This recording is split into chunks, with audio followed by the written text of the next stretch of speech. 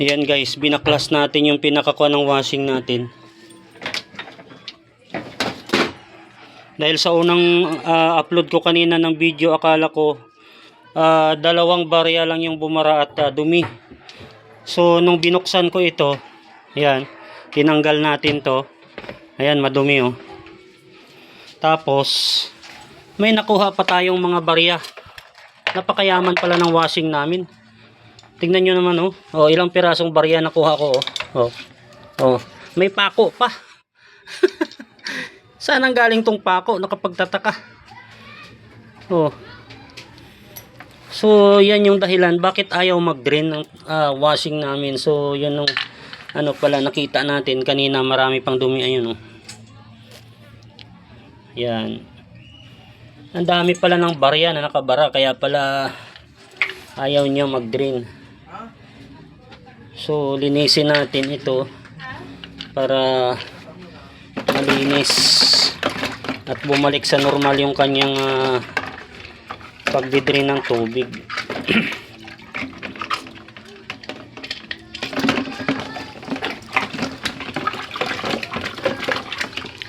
So, kunting tip sa inyo yan guys, sa mga hindi nakakaintindi ng kung paano solusyonan yung problema ng washing, kasi marami sa atin yung hindi marunong nitong gumawa.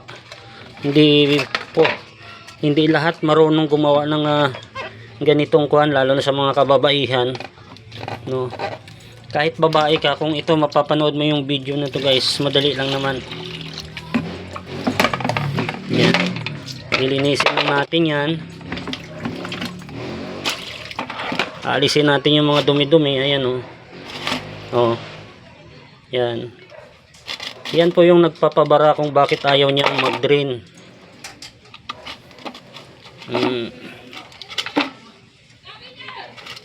Di ba? Nadi-discourage yung misis ko nito kasi pangit daw yung washing namin. Kabago-bago nagluluko, ayaw daw mag-drain ng maayos. Eh, paano nga naman mag-drain kung ganyan yung ayos ng washing mo? Oh, mayaman sa barya. Di ba? Kahit anong kuan, magandang brand po ito guys, yung washing namin. Kasi hindi naman ako basta bumibili lang ng washing na yung mga mumurahin lang. Kasi ayaw ko rin yung madaling masira agad-agad. Pero yung aking may bahay, nadi-discourage dito kasi ayaw niya. Kasi nga mahina daw mag-drain talaga. Hindi katulad nung isang washing namin na pinalitan, na maganda raw yung paglabas ng tubig. So yan oh, ganyan lang naman yan. Yan, ibabalik lang natin siya.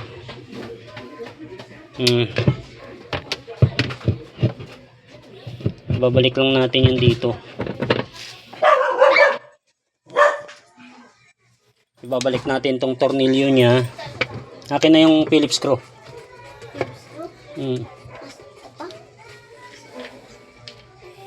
Ayan o. Ayan sa likod mo, Bi. Yan. Hihigpitan natin to siya. Oh. May nanghingi na ng barya. Oh. Hiningi niya yung barya na galing sa washing. Pasaway itong pamangkin ko ah.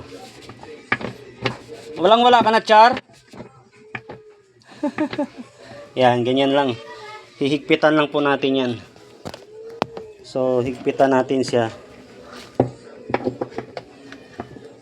para hindi siya matanggal.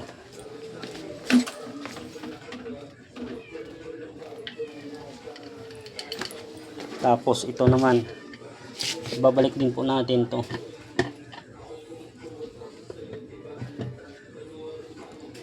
Fuji din so itong aming kuan guys, aming washing. Fuji din so.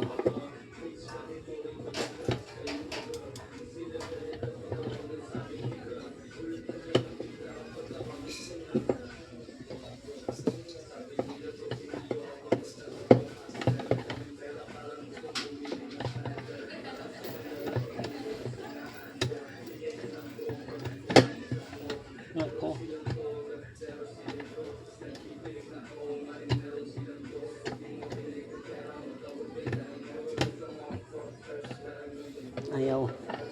pumasok sa isang butas.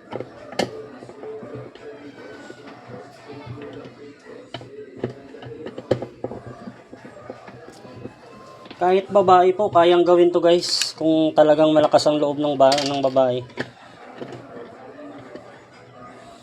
Kayang linisin ito. Ano lang po, palakasan lang ng loob to. Ayan. Kasi sa ngayong panahon talagang kailangan marunong tayo sa lahat ng bagay. Ako kasi kahit ano, kaya kong gawin. Pagmimikaniko, paggawa ng bahay, marunong din tayo.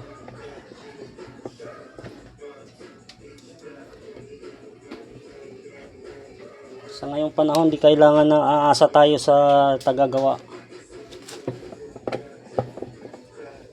Kasi mahal yung labor. Kunting galaw-galaw lang katulad nito. Siyempre, kung ipapagawa mo to sa iba, matik na yan, pinakamababa na 300. 500. So sayang. 'Di ba? Tayo na lang gumawa kasi kaya naman nating gawa ng paraan. Kunting align lang. Ayos natin sa butas. Hindi mag-shoot sa butas. Yan.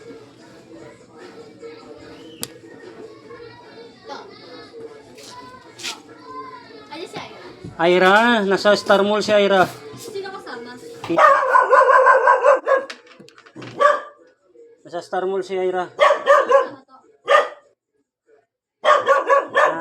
Sino kasama? Si Tita.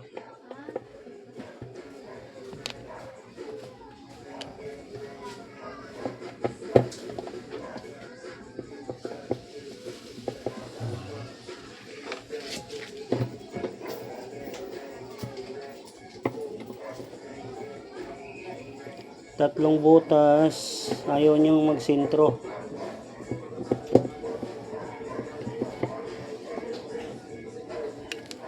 Sintro natin sa butas na malaki. Yun. Tatlong butas. Ito.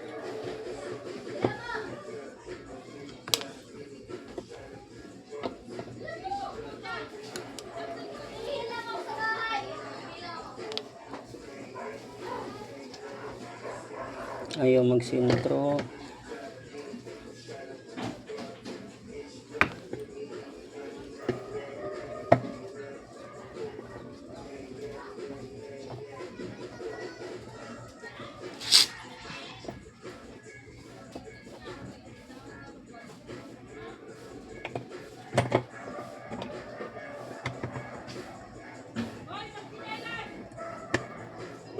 Yun, ayos na.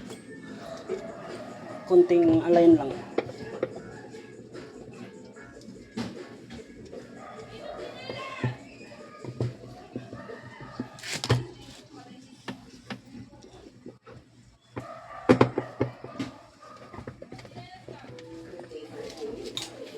technique kasi ito eh. 3 butas. Ay 6 na butas yan. So kailangan hanapin mo yung pinakasentrong butas niya.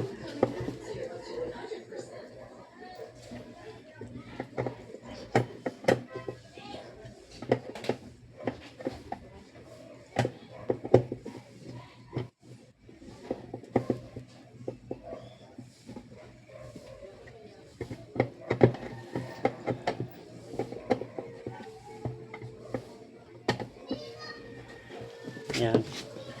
Ayos na. So, dito naman tayo. Ibabalik natin to siya. Ito. Yan o. May spring siya. Balik natin yan dito. Yan. Ito yung pumipigil ng tubig. Tsaka lang siya magdi-drain pag iangat mo ito si guys, yung pinaka ano niya. Yan. Ito yung nagko-control. Kasi pag wala itong gumang itim, pag wala po yan, walang ko-control ng tubig. So lalabas po ang tubig. Ayan o. Yan. Ganyan lang. Pasok natin siya dyan. Yan. Pagpasok, sabay pihit.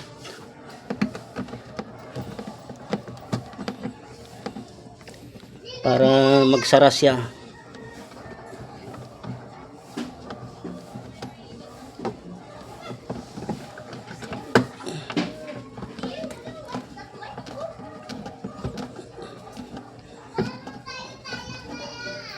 Yan na yun, no?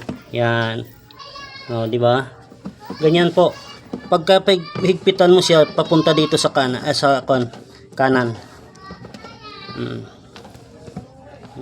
Ngayon, pag luluwagan mo naman siya, tatanggalin mo to para linisin tong ano niya na to. Luluwagan mo lang yan pakaliwa.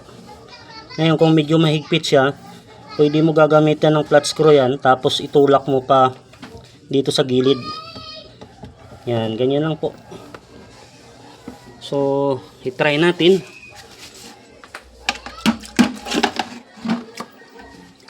Yan. Oh, yun na yun. Oh, di ba? Ang ganda na ng daloy. Oh. Malakas na. Kanina parang ayaw, parang ihi ng bata. Oh, ang lakas na oh. Kasi wala na siyang nakabara dito. Yan. Wala nang nakabara. Eh kanina ang daming barya. May pako pa tayong nakuha oh. Yan. So paalala sa mga nanay na mga nagwa-washing, dapat bago nyo isalang yung inyong labahin, checkin nyo muna lahat ng mga bulsa. I-check nyo yung mga bulsa kung yun ba ay walang barya na natitira, mga naiiwan sa bulsa naiiwang barya sa bulsa. Kasi pagka naiwan yan at nalaglag doon sa loob ng washing, papasok po yan dito sa mga gilid. Yan. Pag pumasok po yung barya dito, yan na, yung magkukos na siya ng pagbara doon sa pinakadaanan ng tubig pag nag-drain ka. Yan na po yun. Kasi ito kasya po dito yung pako. Ayan oh. Medyo malaki yung clearance niya dito. Kasya din po dito yung mga barya. So yun lang po. Ayan oh. Nalinis na nga natin pero may... Ayan oh. Diba? Mga ano to eh. Kasi pag naglaba sila dito, kasama yung basahan. Pag huling salang na nila. Ayan. Sinasabay nila dito yung basahan pag naglaba. Ayan.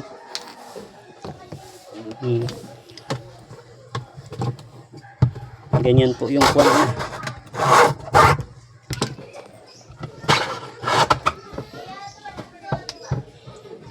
So yan yung ano niya, brand.